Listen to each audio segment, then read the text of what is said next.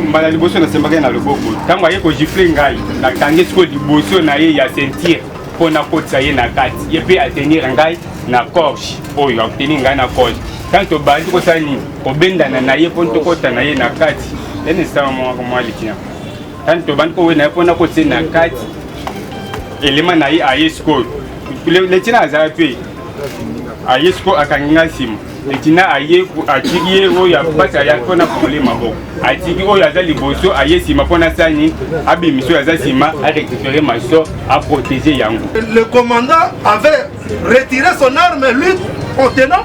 Non madame, nous allons développer cette aspect. Vous allez développer ça lors de votre programme.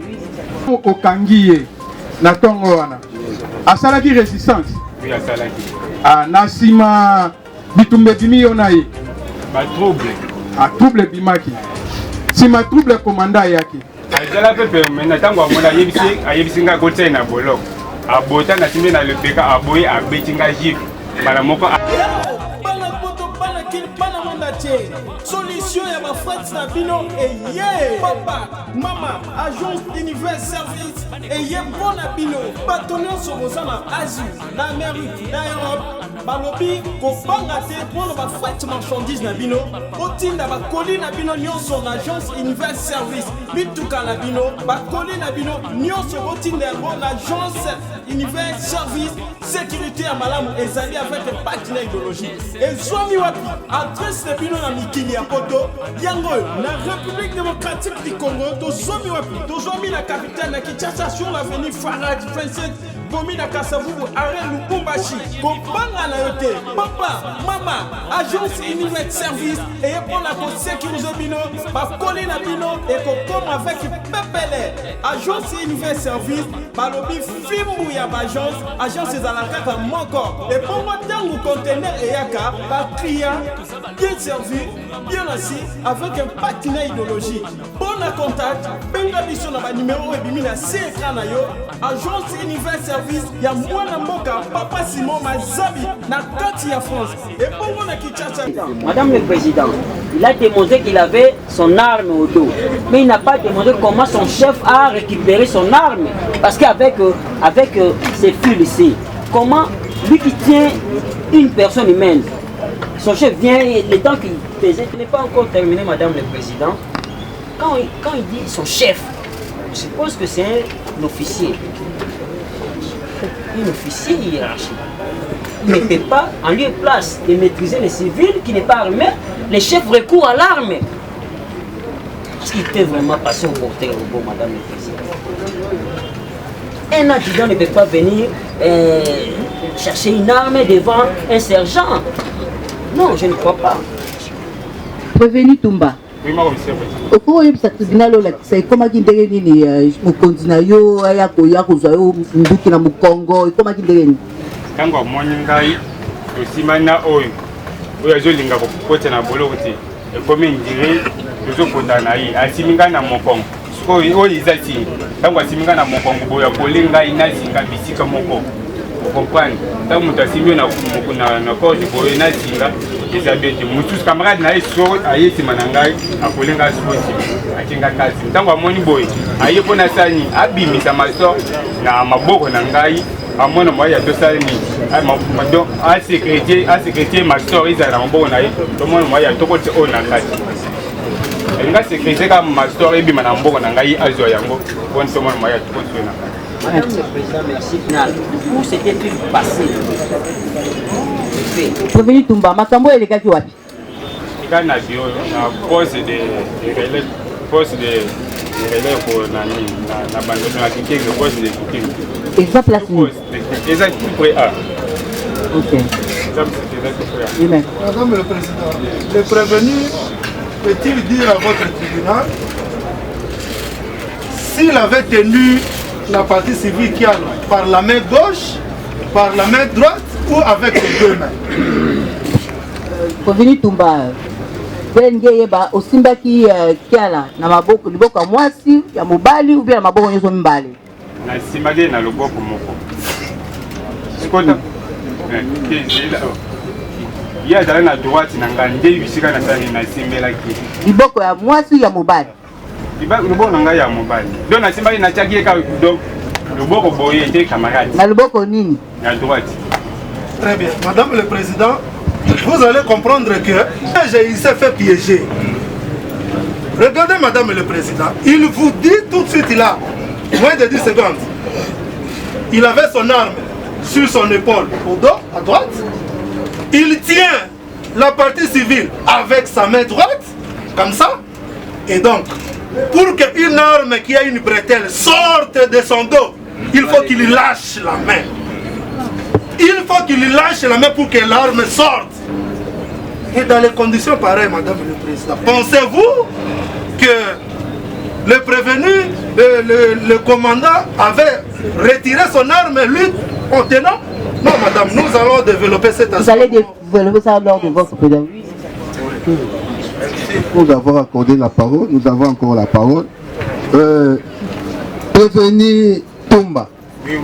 Au Kokiko, le tribunal, commandant na yo na minute wana tango lisa c'est leli commandant na yo azaki wapi tango lisa c'est leli commandant akoyi siko mbala liboso na sembaka na loboko tango aye ko gifle ngai na kangi siko liboso na ye ya sentir pona kotsa ye na kati ye pe atenir ngai na corche oyo atenir ngai na corche tanto bandi ko sani ko bendana na ye ponto kota na ye na kati ene sama mwa litina tanto bandi ko we na pona kotsa na kati elema na ye aye siko letina azala pe aye siko akanginga sima letina aye atiki ye oyo apasi aya mpona komole maboko atiki oyo aza liboso aye sima mpona sani abimiso aza sima arectifere maso aprotege yango.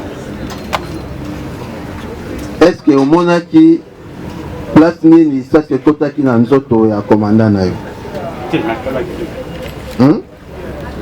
makambo esalemaki nsima na nga me namonaki te ezalaki nsima na nga kwasi arma bazoli yango nsima ngai na ye liboso ezalaki nsima na ngai. Position ya komanda na yo ezalaki wapi ntango lisasi eleli?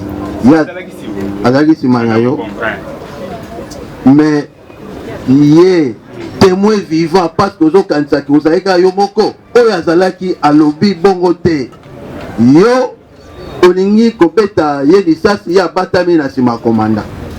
Mais c'est ça la version des faits parce que Madame la Présidente, pour votre information, la balle est entrée sur la position, sur le visage au niveau du front, côté droit.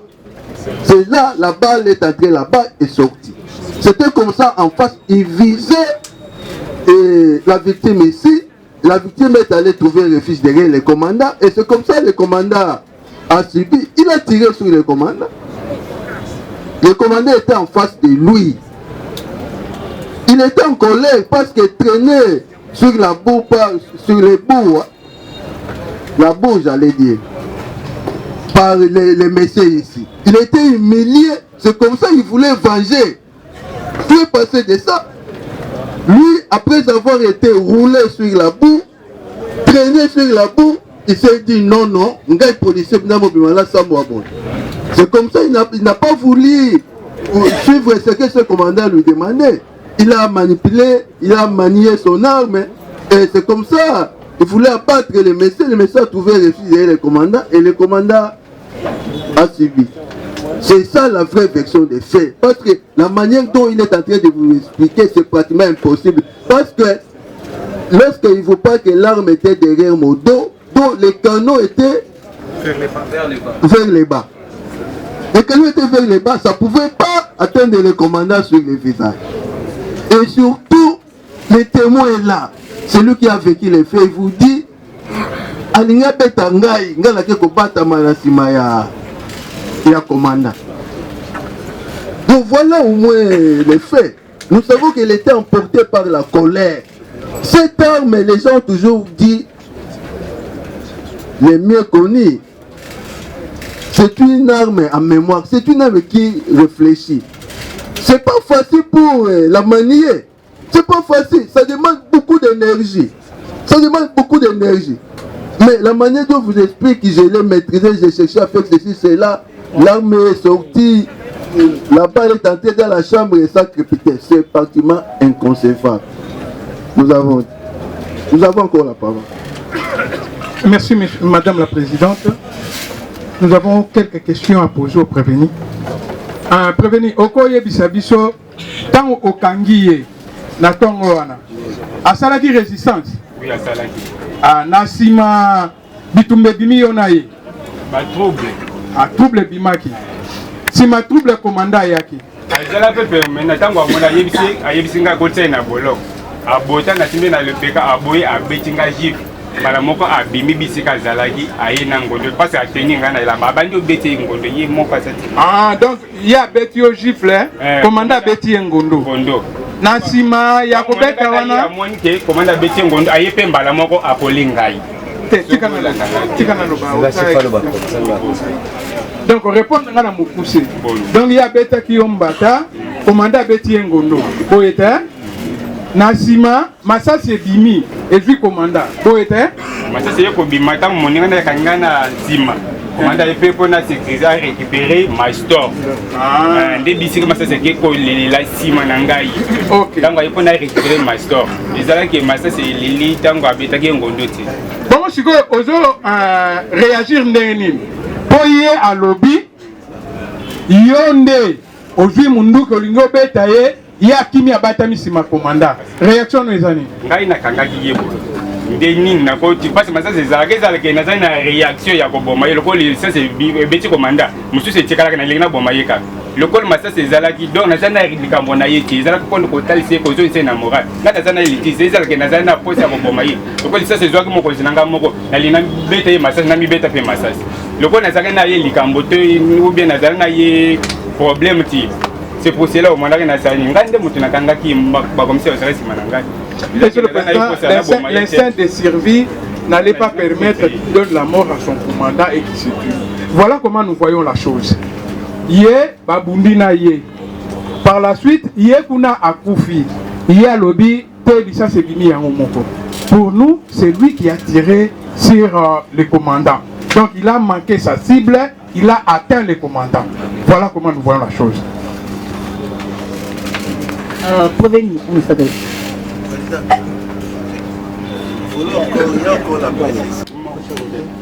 Ozo reconnaître que Mona qui a la Nassima commanda. Qui a reconnaître qu'il y a Zalaki Bosso Nangai na yito Simba. Yo okoti ozalaki na bato. Eloko nini etinda ki okende sima mukonga commanda. Eza danger oyo lingaki yelenga yango na bato maki sima. Eloko nini etinda ki okende sima ya commanda. Explique que yelaki ngana kima ndenge. Pona nini? Eza danger déjà ndenga à propos abe akranga déjà munduki na ile azalaki na intention kotiringa yango na poma ki na sima. Le capitaine pour la sonorisation n'est pas encore de retour. On a besoin de micros pour les autres parties. Tribunal ezonge lisusu eloko nini etindaki okende sima ya commanda. Zayo akraka ki arme na ye yango na bomba maki sima ya commanda. Danger nini omonaki po okende sima commanda. Saki munduki ndenge nini? Kama masasi na bango na chambre ngai sala nga kubanga akoko beta nga masasi yango na bomba maki sima ya commanda. Ezi commanda ezwaki ye wapi? Masasi ezwaki na moto mais na éviter kotelaki wapi. Donc commanda koyaki na se yo na prévenir bosalaki nini? Ye akangi ngai na elamba ti ba police bakutaki na société likolo bakiti oya mwasi akangi biso mibale contre ngana ye.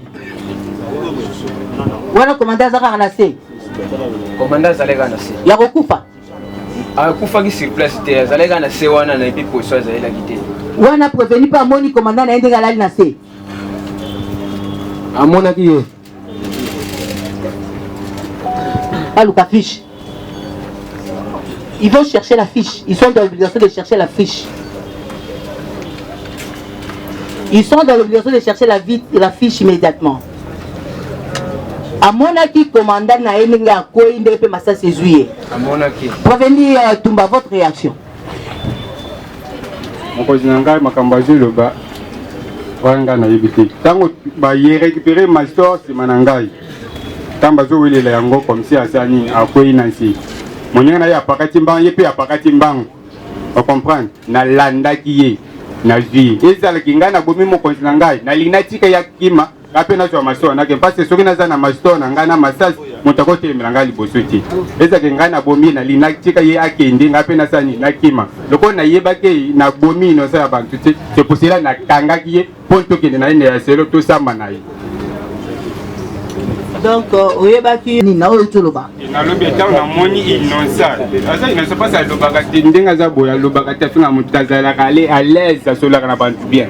Ta na moni comme ça na nga ko inansi, c'est pour cela na landa ki yepe oya zala ki victime ya trouble. C'est même des troubles na landa ki yepo na kimati. Eza kenga na bomie na lina tika ya kima nga pe na sani na kima. Nakisana ndengo kimagina sima commandant. Vous battez bien, c'est mon commandant de l'île. Côté gauche, il y a Zalaki, mon parti. Dans ma craqué arme, il y a un patron. Il y a des gens qui ont été pour ça, qui ont été commandant. Revenez. Isa ki abatambo sunga na zabu ndinga zobjiza na abatambo nalina bari wasinga mbantangi sinanga yango eza yo mutu abate bingana za mopandi oyo ato loba naza mopandi alobi bien naza mopandi. Est-ce que okoki koyebisa na tribunal par position wana commandant ntango badowela arme ebimaki parce que ezali abandonné ebimaki soki ebimaki commandant ayaki kolongola arme mpona koevite incident nani abimisaki arme wana commissaire ntango oyo akanginga na yamba na sinta na mwa commissaire aye mpona azwa arme abazaki nsima oyo mosusu akanginga na yamba aksili maboko na ye tobandi obenda mpona sani nafongola na poche babimisa pretel na kimo abimisi yango mbala moko epetinga ya ezokisinga lisusu ntango babandi owela nani abimisaki arme commissaire donc babandi owela commissaire oniki oyebisa biso ke commissaire amibeti masasi ye babandi owelela commissaire na civil nsima na ngai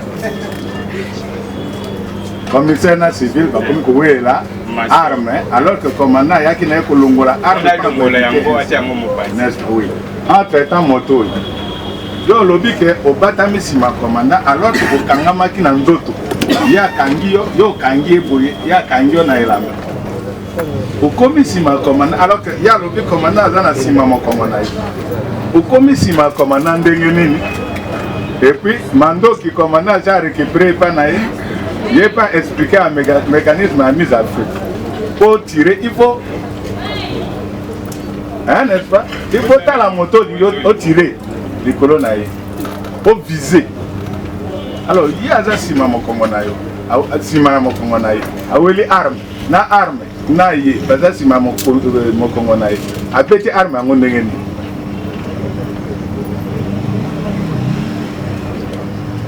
Quand vous allez na commande, hier, qui a la sur parole. Merci. Vous n'avez pas prévenu.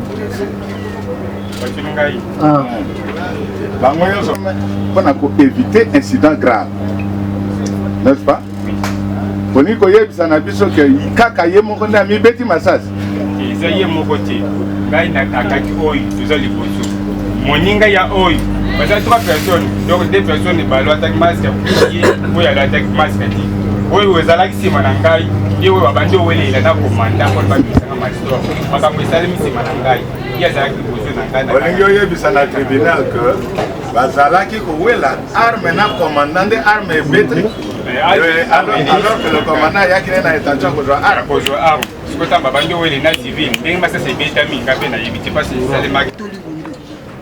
On a AFP danger ya groupe. Bango pe bamoni ke commandant botoli mundu pour éviter. Ba oye su mundu ki ndeni na commandant. Si. Dans ya oya zali si. Atanga mo commandant aye pona zo mundu. Civil azaka civil. Koyeba ke tanga zo mundu ke eza pona ba television be tanga ko zo mundu ke eza pona sa lefe bango ba koyeba kati.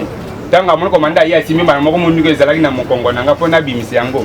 Bala mo yepe civil azali na sima na ngai ba simbi mundu. bawele linga pe na fongol mabona ile boso mundu kebimi kobimi mundu kebimi na bando tindeka yepona kotika na kati makamba ni salimi sima na ngai ya civil wana commissaire izela ki ngai bawele mundu ngana boya ki na mundu te obi ayaki de na boye ko to saiti sabi c'est donc on a yo bale bimi na mundu ki ozaki na maboka komanda ebimi na maboka bantu mibali parce que bazo wele tanga motazo wele moelo ko ezabili boko moteza maboko na ngai na maboko na yo tozo wele lelo on peut exemple la question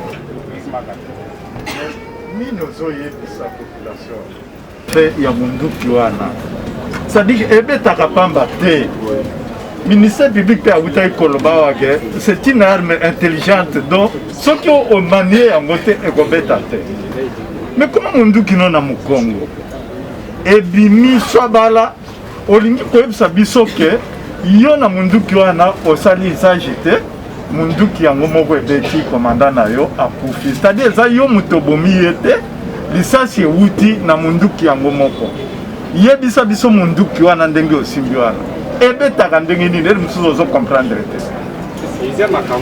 te commissaire asasi munduki wana bayekozwa munduki ntango abandi kobundisanga mpona kota na kati te te bisika tobandi bitrouble ebimela quand on interpellé à répondre dans ma commissaire le conseil na kati tant on a récupéré kana le pona côté na kati trouble déjà ebimi ndi na kati ya trouble bakama na ye baye na bakati ya baka ko commissaire esika sociat na bino ezali na esika sociat bato bazali te bantu bazali tozana na tomba tobimaka bagenda na misala wana quartier wana mobimba avenue wana mobimba bato so balamuki na tongo bango so bakei na ye baka pete ngana zo sala musana ngaba bumba wima commissaire zala nazali zala bapesi occasion n'est-ce pas on se défendre les apôtres pour la c'est ça la théâtre n'est-ce pas on ça la théâtre bapesi occasion pour se défendre les apôtres na lingi oyeb ça me tribunal hein ou peut-être la énième fois na chargeur na yo vous allez na combien de munitions munitions oui mon on a des munitions des munitions ici. Ça c'est mes balais.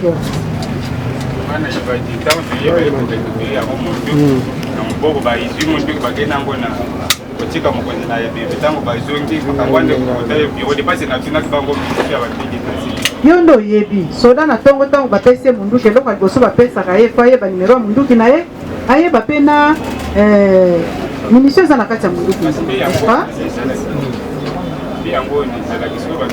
awa toza na toza na douille moko na deux munitions c'est que mibale ezali te si on peut supposer il amène comme nous l'avions dit il amène votre tribunal le même lui qui dit l'arme était dans son dos. S'il peut nous expliquer la balle était dans la chambre ou quand on armait il avait écouté ne fût-ce que des sons d'armement. Pour venir tu bien l'ingéba tango wana akamana ezolika est-ce que balle ezali déjà dans la chambre ou bien yope oyoka ki air bazo ça va processus ya ko armé wana na yibiti balle ezali na chambre 8 mètres. Merci Madame le Président, votre honneur, distingué membre de la composition, Monsieur le ministère public, l'organe de la loi. Moi personnellement, je soutiens ce que le ministère public venait de dire ici. Votre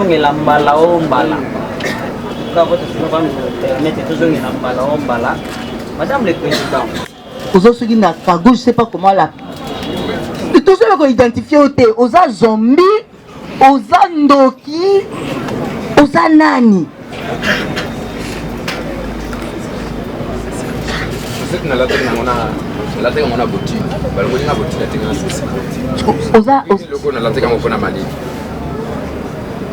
Pourquoi aux abos?